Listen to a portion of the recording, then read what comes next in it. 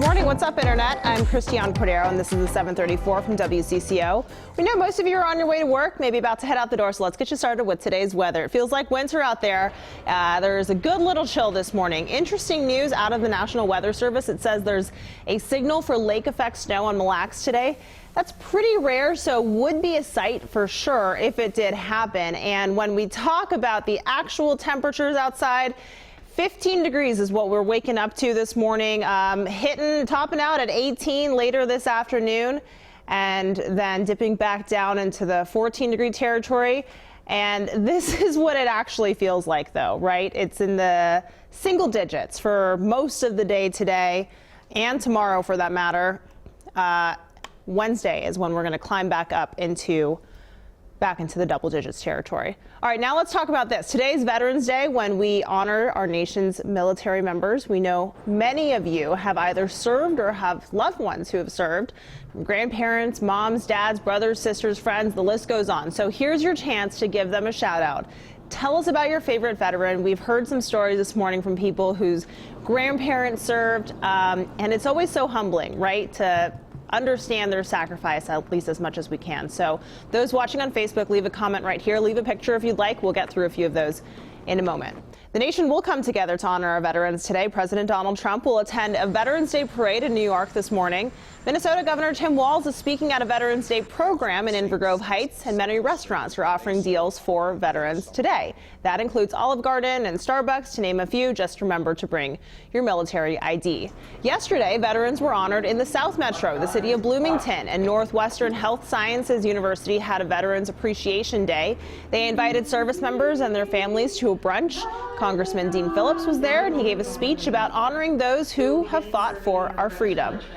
It's also a timely reminder of the battle many veterans face long after their service ends. A new survey shows more service members are living with post-traumatic stress disorder. More than 25,000 veterans completed the Wounded Warrior Project survey. It finds 83% of them live with PTSD symptoms.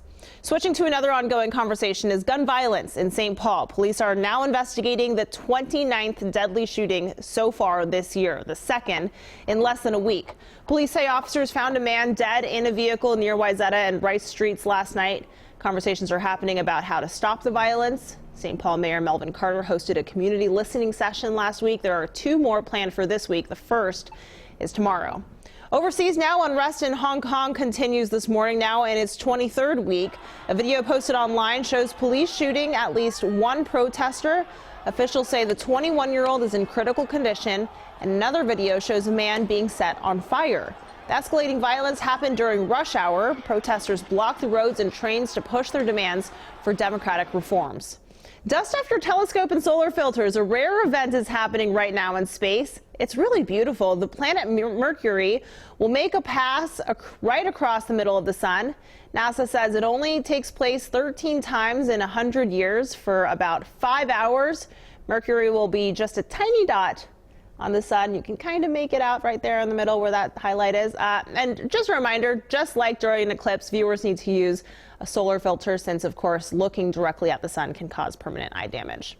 What a weekend for football in Minnesota. The Vikings, the Gophers both had massive wins. The Vikes beat the Cowboys 28-24 in Dallas last night. Vikings are now 7-3.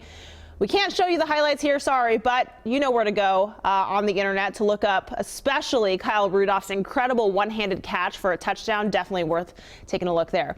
And people are still talking about the Gophers' stunning victory over Penn State. That launched the team into the number 7 spot in the Associated Press Top 25 poll. The Gophers are now just one of 5 undefeated college teams this season. They are 9-0 for the first time in more than a century, and they've done it the only way you can, which is one at a time. Iowa is next. Apple and Goldman Sachs are being investigated for gender discrimination involving the Apple Card credit card. Apple co-founder Steve Wozniak and web developer David Hansen say they were allowed credit limits 10 to 20 times higher than those given to their wives, even though they had the same or worse financial profile. Goldman claims its applicants are evaluated independently, but regulators are now investigating. Some Instagram users may notice a major change to their profile this week. You can't peep your friends' likes. The social media app plans to start hiding likes for some users.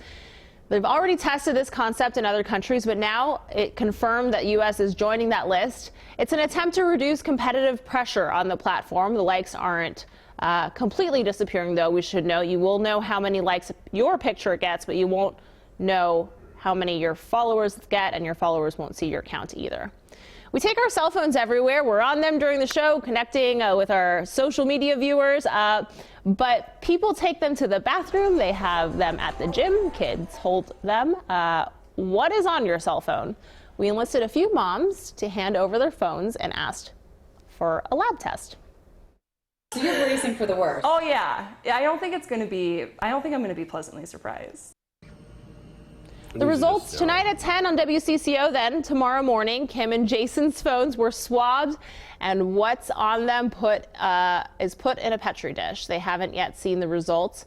Watch live as Jennifer Mayerly reveals what grew and shares what's on their phones. Love that for them. We love a good Wallet Hub survey, don't we? Now it's out with this year's list of best places to go for Thanksgiving, and we won't have to go far. Good news there. St. Paul, Minnesota took the top spot. Scottsdale, Arizona was second, and Virginia Beach rounded out the top three. The personal finance website compiled this list based on factors such as the cost of a Thanksgiving meal. It also looked at Thanksgiving events and traditions, and they share and the share of delayed flights. Minneapolis was 14th on the list. Okay, let's get back to today's talker. Let's bring in WCCO's digital guy Cole, who's wearing a beanie because it's real cold outside. Yeah. What are people saying about the veterans in their lives, Cole? We have a lot of people chiming in. Oh, great. We have Gina saying, thanks veterans for your service, for keeping us free. We have Ashley saying, my dad is a veteran of Vietnam. Andrea saying, my favorite Marines, Ward Anderson, Aaron Zimmerman, and Stephen Lewis. Denise saying, good morning, Minnesotans, thankful for my daughter who served in the USAF Air Force. My son who's also the Air National Guard, and all the other men and women who selflessly serve our country.